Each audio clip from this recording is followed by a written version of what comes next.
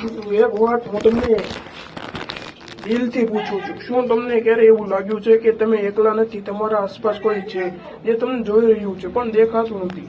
જો હા, તો આ વિડીયો અંત સુધી જોવો, કારણ કે આજે તમે જે સાંભળવા જોઈ રહ્યા છો એ તમારા જીવનને બદલી શકે છે. એક નાનું ગામ હતું, સાધારણ માણસો હતા, સામાન્ય જીવન, પણ એ ગામમાં એક એવો યુવક હતો જેનું જીવન બધાથી અલગ હતું. તેનું નામ હતું આરવ. આરવ સામાન્ય નહોતો, પણ તેને પોતે પણ ખબર નહોતી કે તે ખાસ છે. બાળપણથી જ તેની સાથે અજીબ ઘટનાઓ થતી. ક્યારેક તો તે એકલો બેસતો અને અચાનક તેને લાગતું કે કોઈ તેની પાસે ઊભું છે. તે પાછળ વળીને જોતો, પણ ત્યાં કોઈ નહોતું. શરૂઆતમાં તેને લાગ્યું કે આ માત્ર તેનો ભ્રમ છે, પણ જેમ જેમ સમય પસાર થયો તે ઘટનાઓ વધી ગઈ. એક દિવસ તે ખૂબ જ મુશ્કેલીમાં હતો. ઘરે પૈસાની તંગી, મન પર ભાર અને કોઈ રસ્તો દેખાતો નહોતો. તે રાત્રે આરવ એકલો છત પર બેઠો હતો. આંખોમાં આંસુ, દિલમાં દુઃખ, અને એ સમયે પહેલી વાર તેણે દિલથી પ્રાર્થના કરી હતી કે માતાજી, જો તમે ખરેખર છો તો મને મદદ કરો. અને એ રાતે કંઈક અદ્ભુત બન્યું. તેને સ્વપ્ન આવ્યું. તેના સ્વપ્નમાં એક તેજસ્વી પ્રકાશ, એક દિવ્ય આકાર અને એક મીઠો અવાજ, ડરશો નહીં, હું તમારી સાથે છું. આરવ ડરી ગયો, પણ સાથે સાથે તેને અંદરથી શાંતિ પણ અનુભવાઈ. સવાર થઈ, તે જાગ્યો અને અચાનક તેને જોયું. તેને લાગ્યું કે તેની અંદર કંઈક બદલાઈ ગયું છે. તે હવે પહેલા જેવો ન હતો. તેને અંદરથી એને એક વિશ્વાસ આવવા લાગ્યો કે બધું સારું થશે. અને એ દિવસથી તેના જીવનમાં અજીબ સંકેતો શરૂ થયા.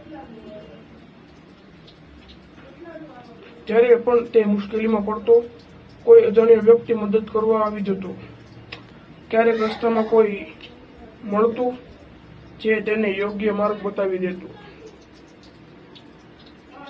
અને પછી ગાયબ થઈ જતું. આરવ વિચારે કે આ લોકો કોણ છે. એક દિવસ તે મંદિરે ગયો અને ત્યાં દીવો પ્રગટાવ્યો.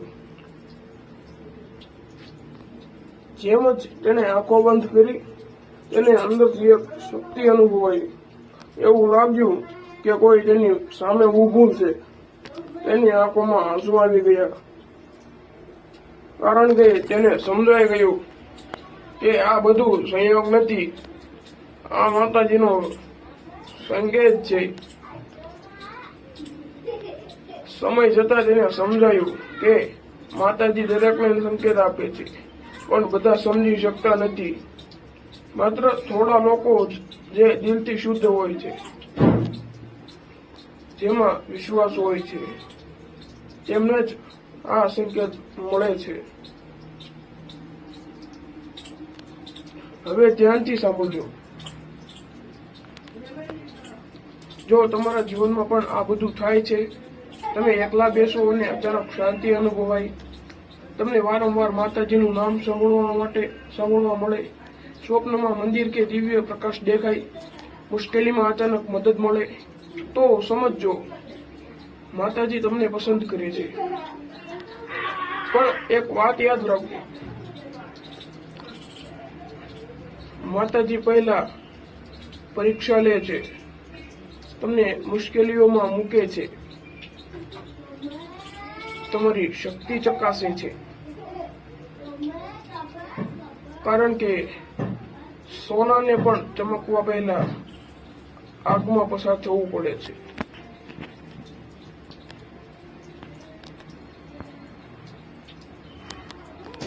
આરવના જીવનમાં પણ મુશ્કેલીઓ આવી, ઘણા લોકો તેના સામે ગયા, તેને નબળો પાડવાનો પ્રયાસ કર્યો, પણ તે તૂટ્યો નહીં, કારણ કે તે જાણતો હતો કે માતાજી મારી સાથે છે. અને અંતે તેનું જીવન બદલાઈ ગયું. તે સફળ થયો, ખુશ થયો અને સૌથી મહત્વનું, તેને પોતાની સાચી ઓળખ મળી. તો હવે હું તમને પૂછું છું, શું તમે પણ આ સંકેતો અનુભવ્યા છે? જો આ અનુભવ્યા હો તો આ વિડીયો તમારા માટે જ હતો. કોમેન્ટમાં જરૂર લખજો જય માતાજી, અને આ વિડીયો શેર જરૂર કરજો, કારણ કે કદાચ કોઈને આજે માતાજીનો સંદેશ મળવાનો હોય છે. જય માતાજી.